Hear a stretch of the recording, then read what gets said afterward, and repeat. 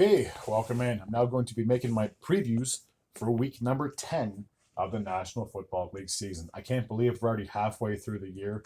I never truly believed how fast time really goes, but you blink and then before you know it, a week's gone by or a day's gone by, whatever the case may be is. Either way, we still got 8 more weeks of football. So starting with the Baltimore Ravens and the Cincinnati Bengals. Now, had the Bengals had a better record than what they were, I'd say this would be a very good, interesting game. Not saying it won't be. I think it'll still be a close game, might even still be a one-score game. But it's hard for me to bet against the Ravens, especially when they just put up 41 points against my Broncos. Oh man, that still stings. But I'm giving the edge to the Ravens in this one. I just think that I don't want to say this is like a revenge tour for them, especially after losing to the AFC Championship game to the Chiefs last year. But they definitely have something to prove. They got a chip on their shoulder, and with Derrick Henry healthy and rejuvenated, this is a very dangerous team, and I could see them definitely being Super Bowl bound as long as they don't have to play against Patrick Mahomes. Um, Before I continue, I will say that my overall record heading into Week 10 with my predictions is 91-47. So I'm doing pretty decently to say the least. So I could still go 0-16 or 0-14, whatever how many games there are. I'd still be above 500. So I'll take it. Okay, so I think there is an early game, if I'm not mistaken, between the Carolina Panthers and the New York Giants, but I can't remember where it's being played. I really should have done a little bit more research on that one, so I do apologize, but there is an early game. Um, for this one here, can we just have both the teams just not show up? I mean, neither team's really showed up at all through the first 9 weeks of the season. It's hard for me to pick a winner in this game. It really is. This is one of those ones where you just flip a coin, and one team might be a little bit more successful, but again, the Panthers and Giants have both played so horribly that it's hard for me to say one team has an advantage over the other. Just for spits and giggles, I'll give the edge to the Panthers. They had a big win last week against the New Orleans Saints, if you can call it a big win at all. But yeah, this one's a really tough one for me. Okay, back to North America as the Chicago Bears are 4-4, taking on the 2-7 New England Patriots. The Bears, I believe, had their bye week, if I'm not mistaken, last week.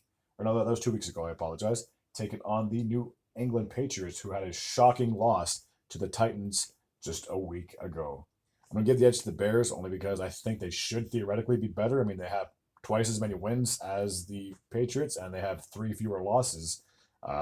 So I have a little bit more faith in Caleb Williams than I do in Drake, if I'm going to be completely blunt about that. So, yeah, with that being said, I give the edge to the Bears. I think they'll get back to above 500. Okay, the Indianapolis Colts are playing host to the Buffalo Bills.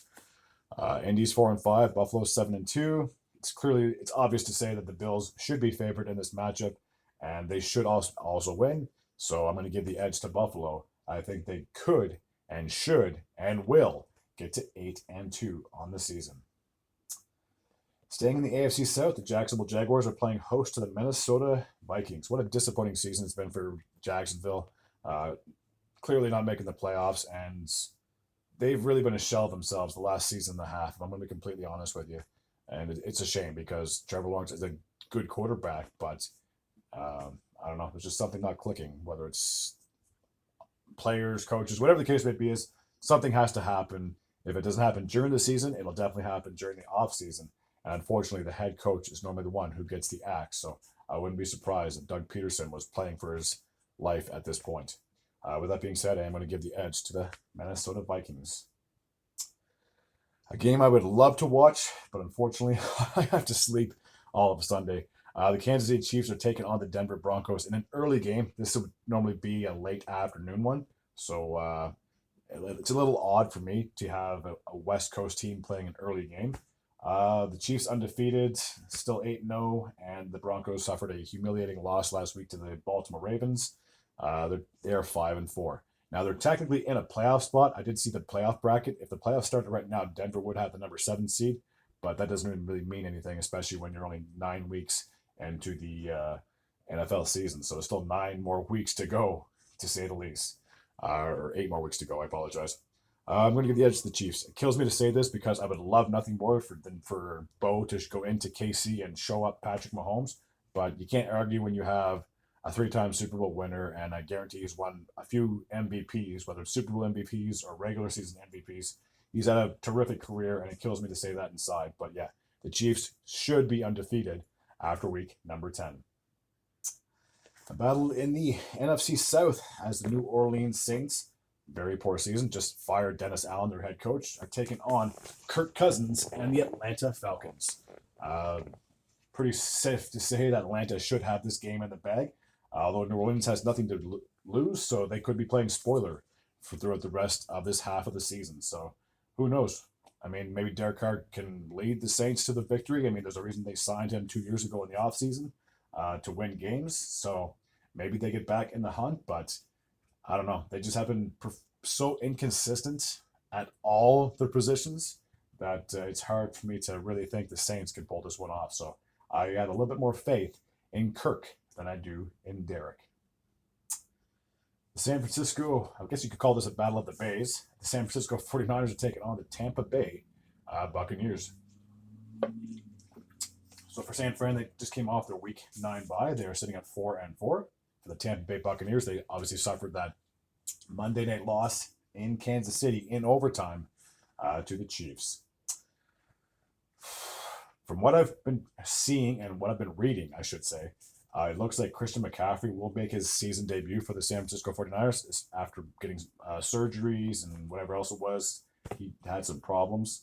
I say this could be the game that really kicks off San Fran and propel them into having success for the rest of the year. And obviously, if other players can come back and be healthy, then this team could definitely be very competitive. I don't think anyone saw them as a 4-4 team after 8 or 9 weeks, but unfortunately, this is the hand that the 49ers are dealt, and really not all hope is lost because I will be talking about Arizona here. They're 5-4, so realistically, San Fran's only like half a game behind the Cardinals. So that division is very wide open, to say the least. But yeah, I'm going to give the edge to San Fran. The Pittsburgh Steelers are heading into Washington. Who would have guessed that this would be the game of the week? After looking at all the games that we've seen so far, who would have pegged that the 6-2 Steelers and the 7-2 Washington Commanders would be the game of the week? Not me. I for sure thought the Steelers would be in like the third or fourth spot in their division, and I had the same thing for the Washington Commanders. I thought they would have been third at best, but they're first. So a battle of two teams that are leading their respective divisions. This is tough. I mean, you got Russell Wilson on the one hand, who's played really well with Pittsburgh. I'm just curious where he was the last 2 years in Denver with all his talent. And you have the Washington Commanders, who have a fantastic rookie quarterback, and they're clicking, to say the least. Who would have guessed that all Washington had to do was just get rid of Dan Snyder, and now the new owners are making this team great yet again? Who would have guessed? I'll give the edge to Washington just because they're home. I just feel like home field advantage could play a major factor into a lot of teams winning, and I truly believe that this game will humble the Steelers. They'll still be 6-3, but I believe that Washington will propel themselves to a victory. Okay, the Los Angeles Chargers are 5-3, coming off a win last week, taking on the Tennessee Titans, who also came off a win. So one of these teams has to lose unless it's a tie. I'm going to give the edge to Justin Herbert. I just feel that I have a little bit more faith in him than I do in Will Levi. For Tennessee, they're definitely going through some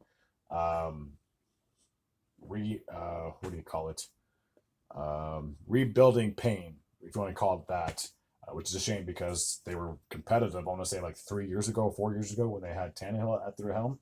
But yeah, unfortunately, all teams do eventually go through something that the Titans are going through. And again, I have a little bit more faith in the Chargers than the Titans. So with that being said, LA should get their 6th win of the year.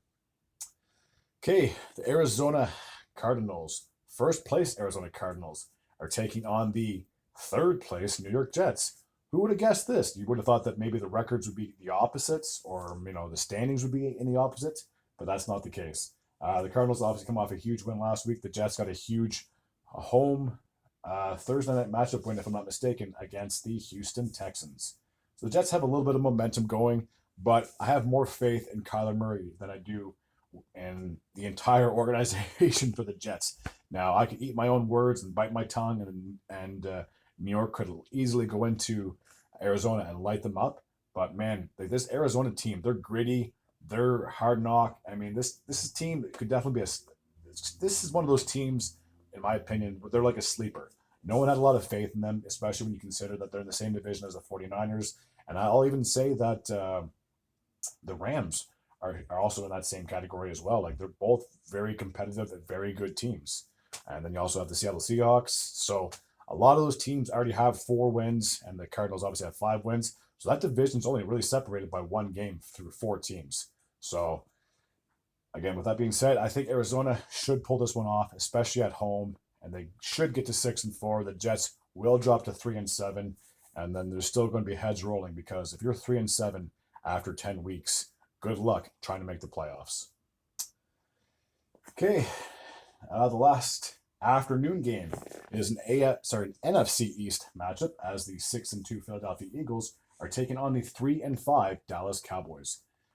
For me, for the Dallas Cowboys, I just scratch my head. I don't understand what the deal is with this team. They look like on paper they should have been competitive, and every year Jerry Jones is always saying that this team is going to be back to the Super Bowl and get back to the glory days of the 90s when they won a couple. Obviously, they won Super Bowls prior to that. But to me, it's like Jerry Jones is just stuck in the 90s. It's like, dude, that was 30 years ago that your team won a championship. You've never been to a championship game since 1995. Like, you really think this is the year? It's not the year. The Eagles are going to go into Dallas, get a win, and just humiliate the Cowboys. I think this is going to be a very interesting matchup Sunday night as the Houston Texans, who are 6-3, and they're taking on the 7-1 Detroit Lions. So both these teams are in first place of their respective divisions.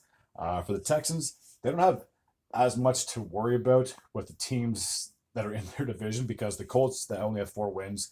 The Jaguars only have 2 wins, and then the Titans only have 2 wins. So this is the Texans' division to lose. I'll just put it that way. But as for the Lions, they have Detroit. They have the Green Bay. They have Minnesota, who all have 6 wins apiece. So if God forbid the Lions lose this game and Minnesota wins, then there could be a tie for first place again because I'm pretty sure Green Bay has their bye. I will talk about them in just a second.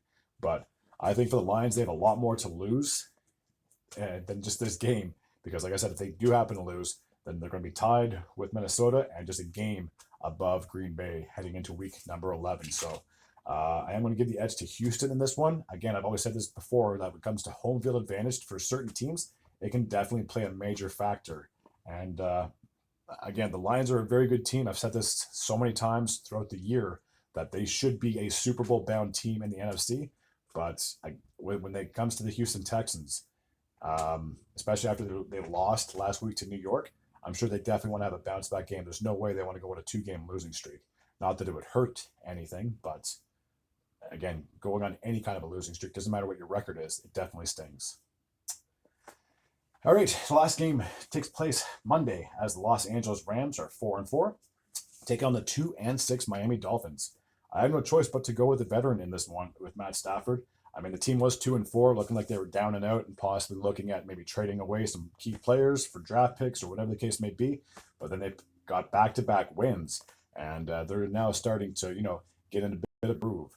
And I've talked about the Cardinals, about how tight that division is as well. The Rams got 4 wins. The 49ers got 4 wins. The Seahawks have 4 wins. And obviously the Cardinals have 5 wins. So all 4 teams are only separated by 1 game. It's crazy how close that division really is. I guarantee as we get closer to the end of the season that some teams will start pulling away. But the fact that there's like a 4-team race for this division and only 1 game is separating all these teams is absolutely insane. So with that being said, I will give the edge to the Los Angeles Rams. So the teams that have their bye week, the Cleveland Browns are 2-7, another dismal season. The Packers, who I just talked about, they did lose last week, but as I said before in the standings, they're only like a half a game back or a game back of the Lions. So they're in the thick of things, to say the least. The Las Vegas Raiders, just like the Browns, having an absolute terrible season at 2-7, and the Seattle Seahawks, who I just talked about when I was talking about with the Rams, are 4-5. So again, that NFC West is extremely crowded, and the NFC North, I talked about with the Detroit Lions, again, 3 teams only separated by a game. So these divisions are going to be closer and closer as we get closer to the end of the year. Okay, now I think I'm all caught up with all my videos. As always, if you're new to this channel and you like this type of content, feel free to hit the sub button. Before I finish off what I have to say, I will do my review next Tuesday morning for week number 10 of the NFL season. And then obviously I have my week 11 preview next Wednesday. So I can't wait. Alrighty, as always, if you're new to this channel and you like this type of content, feel free to hit the sub button. I'd be very grateful and very appreciative. Until next time, and as always, take care.